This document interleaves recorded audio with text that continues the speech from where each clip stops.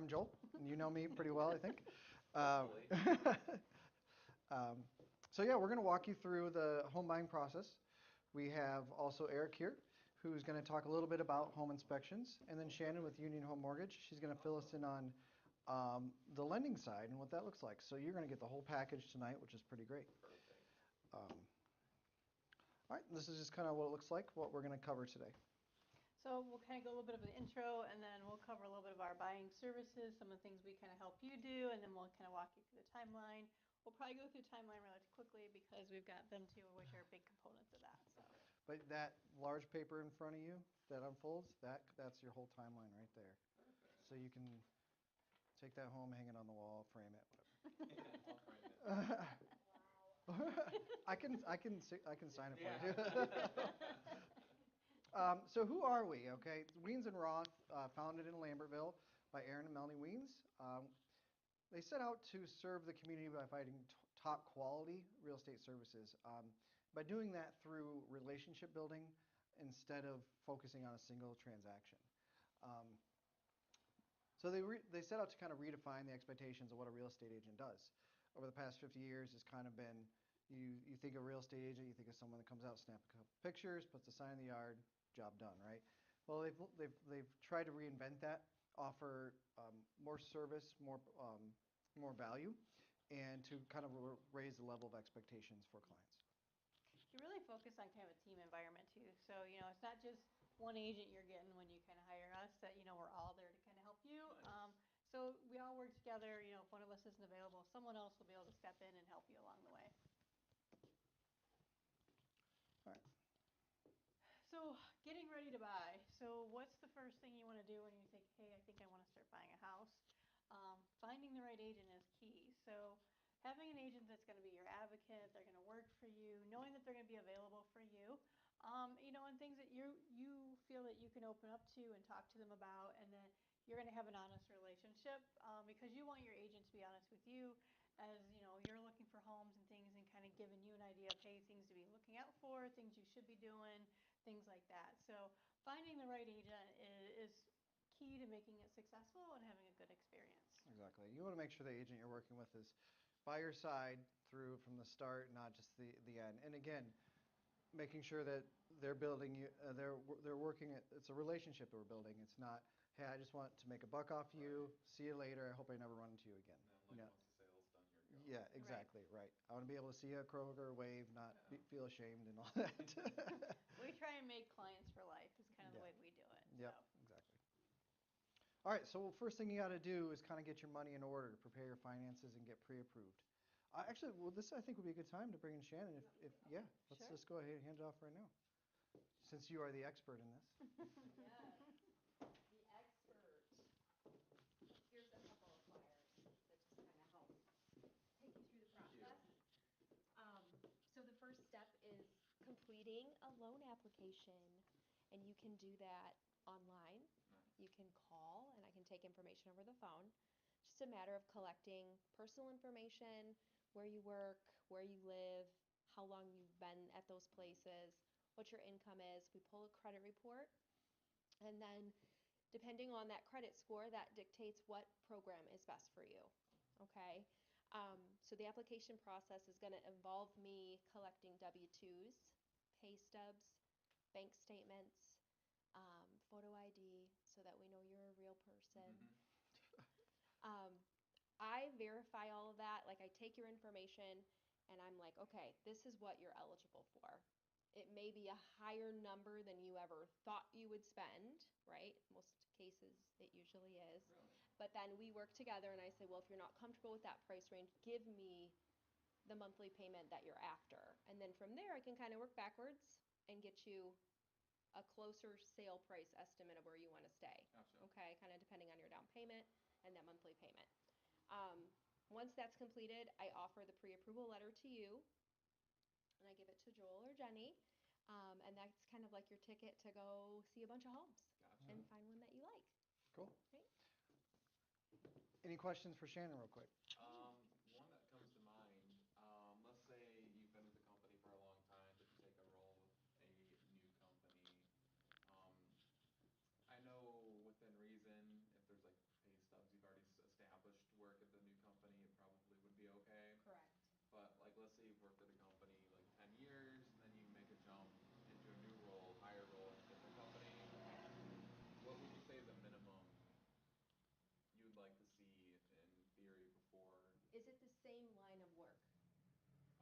is this something that you've been educated to do? Like, Let's say it's business and management, so. okay, Yeah, it'd so it'd be a within that. similar line of work. Yeah. Then we actually could get you qualified with just a letter from the new employer stating your start date, what your salary or hourly wage looks like. They'll spell that out for us, and then we'll ask you to follow up with your first pay stub once you receive it.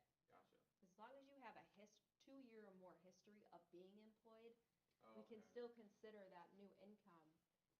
We just have to have it in writing from the employer what they've Gotcha. offered you. Okay, Okay? Cool. cool. Thank All right, awesome. All right, so you got your pre-approval letter, you're in good shape. Shannon's gone through your finances, how much money you might need down, how much your closing costs are, all those kinds of things, giving you some rough estimates. Then we start shopping for houses. So key thing there is one, don't get frustrated. Two, kind of narrow down what you think you might be looking for. You know, and sometimes what you think you're looking for may not be necessarily be what you end up wanting because you'll walk through some homes. So I always tell people keep open-minded. Say, hey, I only want a 3-bedroom house, or actually better yet, I only want a 4-bedroom house. Well, there aren't many 4-bedroom houses on the market, but a 3-bedroom that has an office or a den might work, Mhm. or something in the basement, things like Gotcha. that. So don't be kind of stuck on those, but have a good idea of parameters of what you want, so you're not out there looking at anything and everything too, because you're really not sure. So. Yeah, and one thing I like to do is help you identify what the purpose of this house is going to be. So is your first house your forever home? Probably not. Okay, so is this a 5-year house? Maybe this is a house you want to turn into an investment property someday, so maybe you're considering those things.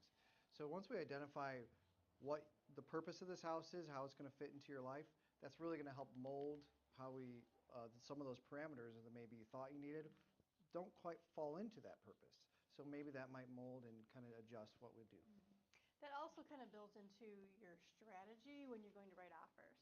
If it's going to be one of your forever homes that you know that you're going to be there for a long time, you might be more comfortable going a little bit higher price. You might be a little bit more comfortable writing an appraisal gap in there, which we can talk about later.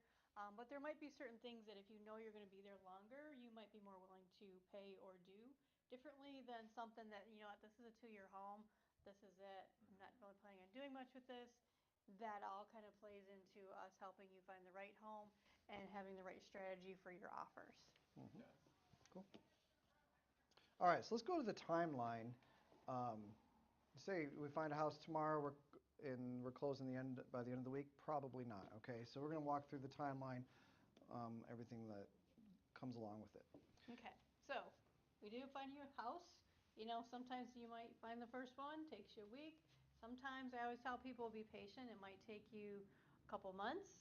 On average, I'd say maybe a couple months if you're actively looking. It might take one offer and it might take 3 or 4 offers. A lot of it is just patience, but you'll learn with each offer as to we try and get feedback from the agent that we lost the offer to of, hey, where were we, how were we positioned with those offers, why did we not win, those kinds of things. That kind of only helps you write a better offer or a different offer the next time around. But you know what, it doesn't have to be multiple offers. It could be the first offer and you're all good. So just kind of things, but it's a learning process along the way that you have to kind of discover as we go along. So making offers here really is kind of putting your best foot forward. Always write it with the intention of, hey, I'm going to go in and this is what I think is a good, solid offer. The days of, hey, I'm going to lowball somebody and see what I can get is not there anymore. So you can try it, but you're probably going to be writing another offer down the road. And I would say if you truly love the house and you write the best offer that you can and somebody else gets it, like that's not a reason to be disappointed in yourself. And because you did the best we could, and that means it just wasn't the right house for you. So and that very well could happen. But that's the discussion we have to make is how comfortable do you feel, going more aggressive, and we got to find that threshold for you. Are you one that's like, yeah, I'm just going to throw everything out there. It doesn't matter. I'm going to get this house. Or are you like, I'm more calculated. I want to make sure each one of these homes I'm making the best offer that you're comfortable with. And that'll also help you with, okay, say you only want to spend 200,000. So if you're really only comfortable with 200,000, we usually will tell people, okay, well, let's look in the 170s, 180 range and see where we can kind of go from there and see if we can find what you really want and check off those boxes that way. That way, that'll give you some wiggle room too in making an offer if you need to go above asking. Oftentimes, we'll have buyers go, well, I only want to look at stuff right around the 200. That's what I'm approved for. And then, all these offers are going, 210, 215, 220. And then they're disappointed because, they can't go any further up, but they fell in love with the home. Yeah. So we try and prevent you from falling with homes emotionally that you can't really realistically get. So the earnest deposit, you'll often hear us call it EMD. There's too many acronyms in the real estate industry, but and if we had an HR department, they'd be telling us no more acronyms. But so the earnest deposit, that's your good faith money. That's when you write an offer. That shows the seller how confident you are in your offer that you're going to follow through to the end. So it's kind of like you're putting money down, like Mhm. a promise in a sense. Yeah. Yep. And so we have the flexibility with the offer to adjust that amount. It could be as little as $1. It could be as much as the whole amount of the home. Like we could do whatever we wanted. But typically, you're looking about 1% is what I coach. And we can do non-refundable. We could do half non-refundable. Okay. There's lots of different things we can do. But the stronger that earnest money is, the more likely the seller is going to take you seriously as a buyer. So the next thing is important when a seller looks at these things is cash talks. So the more money you have down, the stronger your earnest money is, the fewer things that they might have to do. So if you limit your repairs, we would never tell someone to waive an inspection. I say, hey, you know what, I'm not going to nickel and dime you to death when I get done looking at this inspection report that I'm going to say, hey, I want every little thing fixed.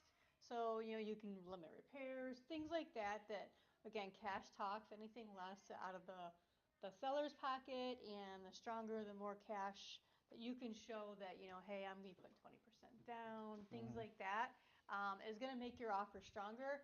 So in the world of offers these days, it's not necessarily the highest offer. It truly is the best offer. Because there's a lot of offers that people will come in and write $50,000 over asking. Well, in reality is they're not going to get their offer accepted because they're going to take the one that was $10,000 over asking because it might have had better terms. They may have had more money down. They may have had an appraisal guarantee. All kinds of different reasons that, a seller is going to go, this home is never going to appraise at $50,000 over. We're going to be unwinding this deal anyways. We're going to go with an offer that's the best, strongest, least risk offer that we know we can just move through and make it work. Yep. So it doesn't have to be crazy offers, and that's kind of what we coach our buyers. It needs to be a strong, solid offer is what it needs to be. I'm just curious, because like you said, the appraisal, if it doesn't appraise for it, obviously then there's an issue. They have to come up with the money, I believe. Mm-hmm. Yep. If it were to be all cash though, then it would be that's the strongest offer because they have all of the cash. Yeah. It can be, but in the instance of some people with cash don't necessarily want to go too high because there's no appraisal done. So the cash offers may be lower offers, and the seller Gotcha. might say, you know what, I'm going to take the risk with the appraisal because I'm pretty confident this higher offer is still going to appraise, and you know what, they've got strong financing on their pre-approval. I'm not going to take the cash offer. So we see that too. Cash isn't always king if it's a low ball offer. Yeah. Cool. So Or a lower offer. Seems Sure. like cash often is less because that's the incentive of they have the money all ready to go, but they may try to lowball Yep. in a way because that's what they have. Yep. Yeah. It all comes down to the best offer. Yep. So, and then one thing we can do to strengthen your offer is offer shorter inspection periods. And I'm glad we got Eric here, because Eric, if we put an offer write an offer for Justin tomorrow, and I said, hey Eric, how soon could you get an inspection done? You would say, Tomorrow, this afternoon. okay. Perfect. So that makes your offer very, very strong as opposed to somebody who's 7 days out. Because we can have a decision whether you're going to move forward with the offer or not, or with the purchase. the end of the day tomorrow or Thursday, so we're 2 days. So the seller's gonna look at that and be like, even if this deal falls apart, we're already right back and I can quickly approach the next offer up without losing anything. So then the next thing is just offer a quick close. So as you're moving through here, the timelines, if you're moving everything quickly, you're getting your inspection done. Hey, I only have a 3-day inspection window. Everything, if you've got all your stuff pre-approved ahead of time, you can get through and you have all your documentation, your lender, you are teed up, ready to go. Everything can move very quickly, and then you can kind of offer a quicker close because you're already planned out, organized, and communicate with your lender, and they already have you set up to like move right through the process. So Yep. can I just Sure. intervene just really quick? Sure. So the last suggestion to offer a quick close, you can do a pre-approval with us where we verify everything up front. Okay. It might take a week to get your certificate, but it's underwriter verified. The only conditions upon closing are satisfactory appraisal and title work.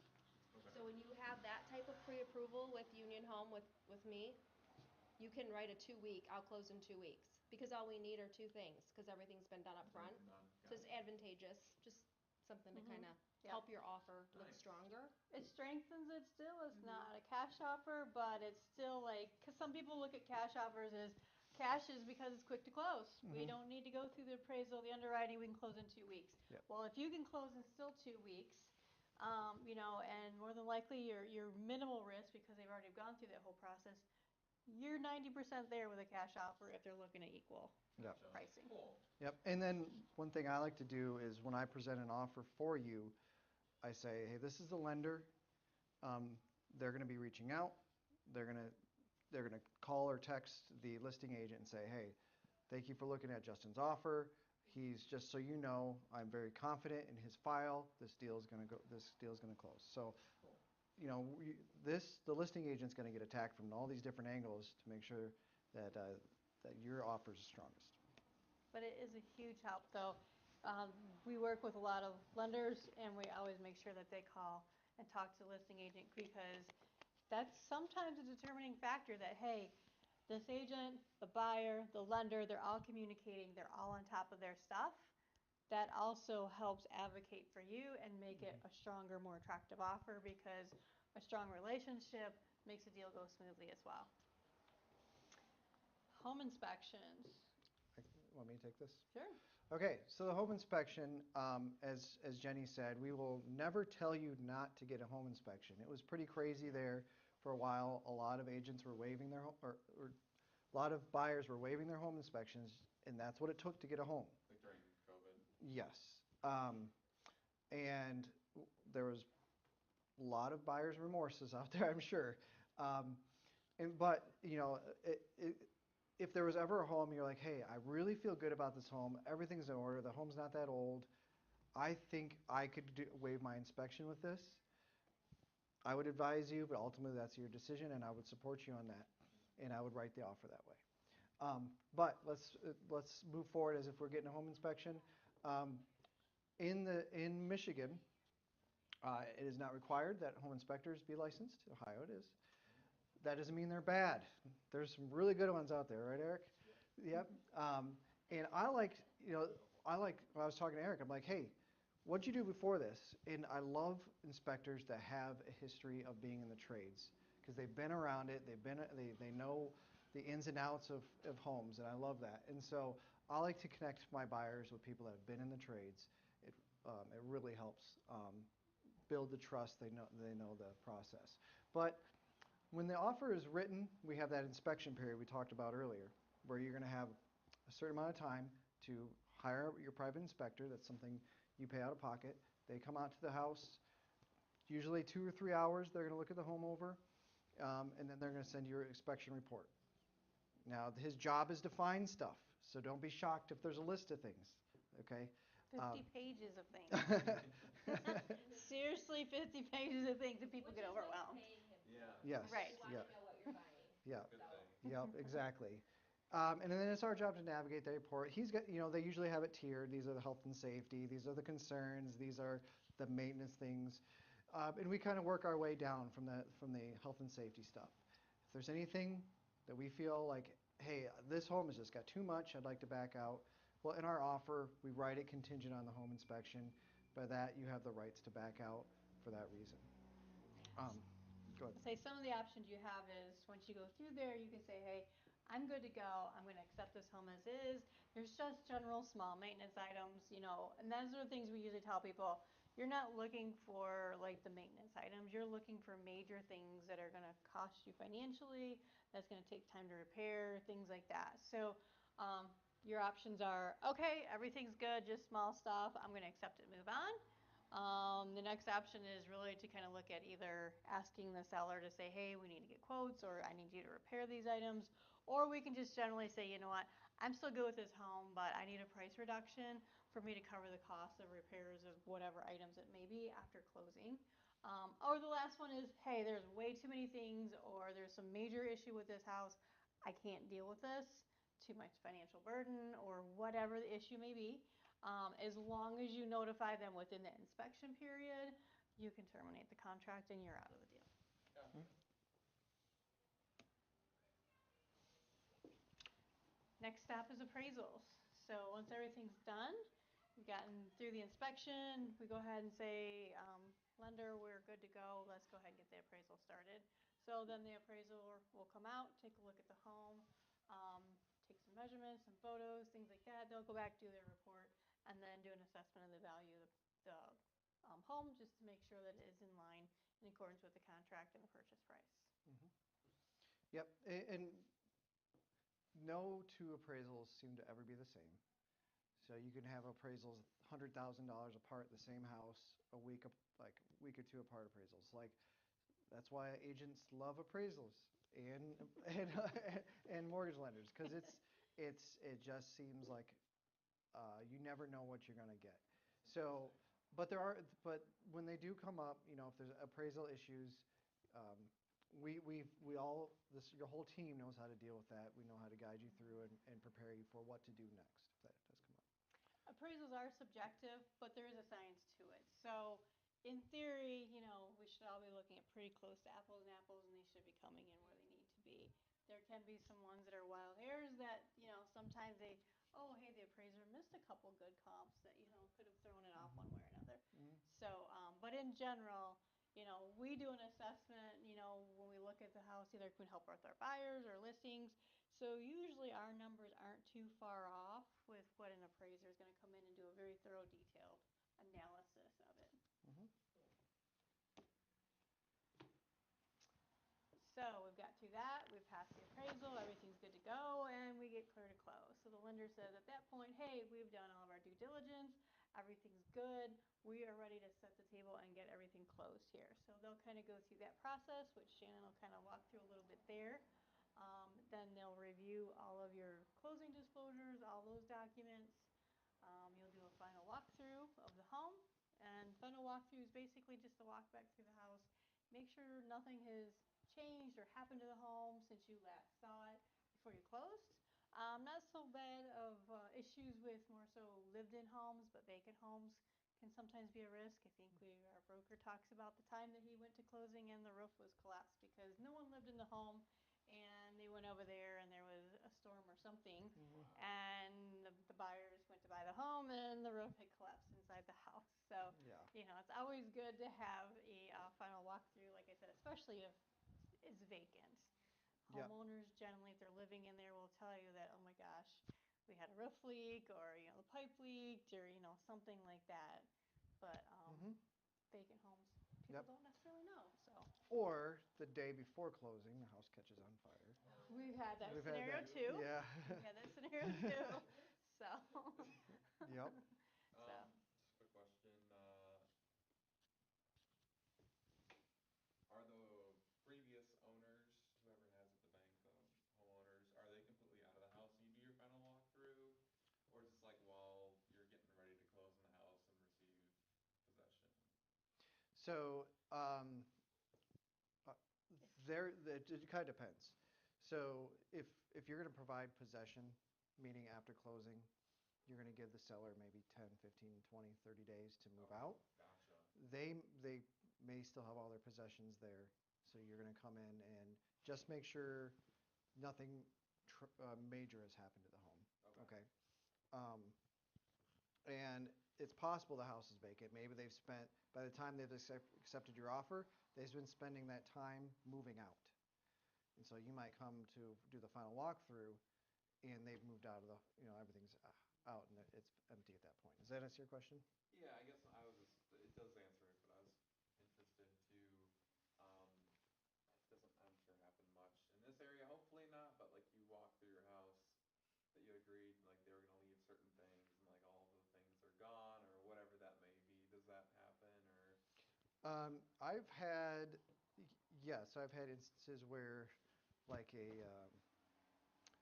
like electric fireplace that was on the wall. There's like an agreement to Yeah, and then keep it. my buyers showed up for the walkthrough as they were like hauling it to their truck. Oh. So luckily we caught it and said, no, that's in the contract, that stays. But yes, it does happen. Usually it's not malicious. Usually it's it's, an honest mistake. yeah, But um, it does happen. I mean, Yeah. sometimes, I had one instance, and this was more on the I'm being spiteful kind of situation. But they went and took all the doorknobs off Oh, the kitchen yeah, cabinets. something like that. Something crazy, but it was because they didn't want to leave the house, and Yeah. it was more of a situation they were being forced to leave the house, kind of thing. Mhm. But I would say probably I've ever had an instance in all the time we've been selling real estate, maybe twice have I ever had something not be there when it was supposed to be there. Okay. So Yeah. it doesn't happen all the time, but it can. It can. Yep, and I like to, if the sellers are going to have possession after closing, I make sure you have a damage holdback. So, Oh, okay, gotcha. kind of like what your brother did, Yeah. where the seller will hold, at closing, the title company will hold X amount of dollars. Gotcha. So, and then you do the final walkthrough and then, or you do at the key exchange, Gotcha. you get to Okay. inspect the house. Okay, And that then makes sense. if they damage the house, you get some of that money. Okay. You could withhold it, so. Yep. Right. All right.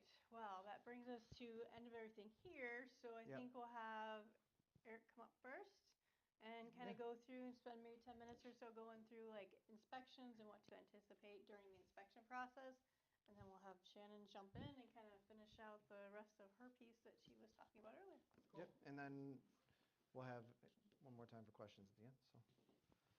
And then everyone will eat one more cookie. Hey, thank you.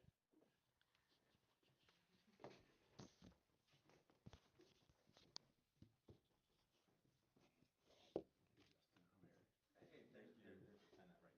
Perfect. Here. So yes. So I do home inspections and Load that up for you. oh, Are you gonna use the, I have no idea. Oh, do you need it? Yeah? I don't know. You don't know? What do you mean you don't know? This is what you wanted, the same Yes, one as please. before? Yes, please. Ooh, Oh, I like pictures. yeah. Let's get you started. Awesome. Cool. Thank you. So I do home inspections, and I love that they had the price of a home inspection is typically $300 to $500 because there are certainly inspectors that think they are special, and their prices are oh my god. In Oh, my, I think 300 to 500 is a lot. So I'll just straight up tell you, our prices start at 350 for 1,000 square feet and under, and every 500 feet of square footage, it goes up $25. So most of our inspections are 375, 400, and we include infrared, which a lot of people charge extra for. I don't understand why. So yeah, and also here's another thing. Unless you need a wood destroying insect or a pest report for your mortgage or for a specific reason, your home inspector, that's a big issue. So your home inspector should tell you. If you need the documentation, certainly pay for it. But um, I know some home inspectors that are like, no, we need to sell it to you before we tell you, and that's no, not great. So unless you need it for documentation, I don't, you don't need it. Certainly, these are things we look at on the outside. The main the main thing that we find with houses is related to water damage, um, delayed maintenance, and people trying to fix it themselves cheaply. And I haven't worked with Jenny a ton yet, but I have worked with Joel, and what I like about Joel is he's honest. And there are certain inspectors, if you've been doing it long enough, that you know will sort of set things in certain places to hide things. So that's, I don't know, that's above and beyond. Maybe I got on my soapbox, but it's like, so anyways, you should certainly drive by the property. We're certainly looking for things that are going to cause major issues, and most of that has to do with water around the foundation. Um, and one of the things we do is if a house is as is, or you you're comfortable fixing things, anything we find in a home inspection is perfect for someone.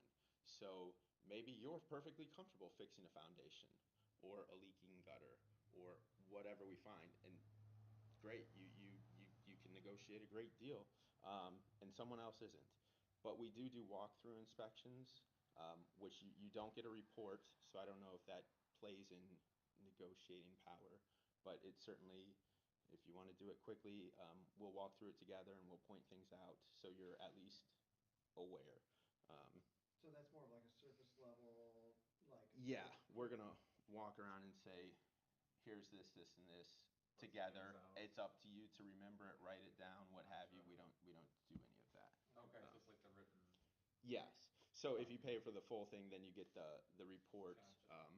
And again, I'm happy to share this with whomever, and each picture that looks like this is sort of an outline of our inspection, and then there's certainly categories underneath each one that we didn't put here, but um, and so we test everything. It's impressive how many times you find hose bibs that aren't actually connected to anything, or ductwork that isn't connected to anything, which I didn't even know people did, but yeah. Um, and like we talked about, it's so this leak right here on a flat porch, um, which was up here around each of the posts, caused all this rot underneath it, and that's a $7-9 fix, which turned into a bigger issue. Um, so that's just one of the delayed maintenance things. Um, this pertains mostly to houses that aren't lived in, so we'll just bypass all this. Go through it if you want. Oh, You want it's to? more like locked meters. Oh. I was impressed one time when I found somebody had figured out a way to disconnect their water meter, and for 5 years had gotten water until they went to sell it. Then they got a bill for the 5 years. Oh. Um, we do have a drone, um, Nice. but I think as an inspector you should get on the roof and walk around. There's so much you can tell. Um, a lot of inspectors just use drones. Um, I'll use it as a last resort, and that's about it. Um, and when we do find issues, um, we'll certainly try to recommend the best we can ways to fix them. Um, and most of them are very cheap. Gutters, no one replaces the sealant between the two. They dry out and they leak and cause lots of issues. Rotted wood, um, dripping constantly, which gets to the foundation, all over a $10 tube of sealant that just needs to be replaced, and no more issues. So we certainly try to help you point things out. Um, a lot of gutter issues. Um, we look at garages. Main thing in the garage is we want to make sure that the door is not super heavy, like the older wood doors. They're sort of becoming obsolete. Um, but if you have little ones, you don't want that hurting somebody. It, and one of the best reasons to get a home inspection is because when you go in a home, I've had appraiser friends do this. They go in there and they see how beautiful the home is. They look out in the pasture. They see their horses running along. They see their kids playing, and they don't realize the room has no outlets. The room has no whatever, and it's people in the profession. So Or your first floor has no closets. yeah. Huh. Uh-oh. Storage. Yeah. Um, so again, this is a garage that was sort of water came down and the roof um, was sort of rotted out, but there's just one pole holding it up. Which in the next picture you can see the slab here is sort of displaced, so as soon as that gives away a little further, your post is gonna give way, and yeah, and then yeah, bye bye garage, hello insurance agent. So these are things that we point out to help you, you know, so you don't step on these landmines, or you can figure out how to deal with them, because when you come into a home, you shouldn't have to fix someone else's mistakes unless you want to, or you shouldn't have to pay for them. Certainly, these are everything in the attic. Um, I'm not that young anymore. I feel like I'm young, but I have been in the trades, so I do, to the best of my ability, get in the attics and walk along the rafters, and so I feel like that's a better service to the customer, because you certainly do give a home inspector a lot of money, and they should not just stand at the hatch and, oh, this is what I can see. So we do try and go a little further than most inspectors. Um, in the foundation, you're looking for movement in the wall. Um, Keep in mind, we live in Ohio and Michigan. I've never seen a basement that doesn't get water. I mean, at some point it's going to get water. Um, Typically, I don't know. This is a home where, yeah, it's a lot of interesting colors, very loud. And at first, I didn't even catch it. The beams to hold back the wall, pushing in the corners. So when you walk around with your realtor, you know, take it all in and make sure you look around and go slowly. That's one thing I always do is I look for heaving in walls. Mm-hmm. Vertical cracks are repairable. Yep. Horizontal cracks mean there is a big issue. Mm-hmm. Yep. Yeah. Am I wrong about that? What's up? That's right, correct? Yeah, you're Okay, absolutely I correct. thought you were Yeah. asking. No, I was, yeah. Um, Crawl spaces are a big thing. So, crawl spaces now have, the government, probably rightfully so, has decided to consider, keep a crawl space like part of the house. So a crawl space should no longer be open to outside air like this. It should be closed up, and it should be considered like a room in the rest of your house. Um, and there is a certain way to seal it up. Um, I know a lot of people love to do radon testing and all that, which is perfectly fine. You can also just open your windows and let some fresh air in. You Yeah, can I think a lot of new builds, depending on the building codes, Yes. actually have to have a cement poured crawl space. Yes. Yeah. Yeah. They're actually pretty nice. Yeah, they're very nice. So this is something we would call out.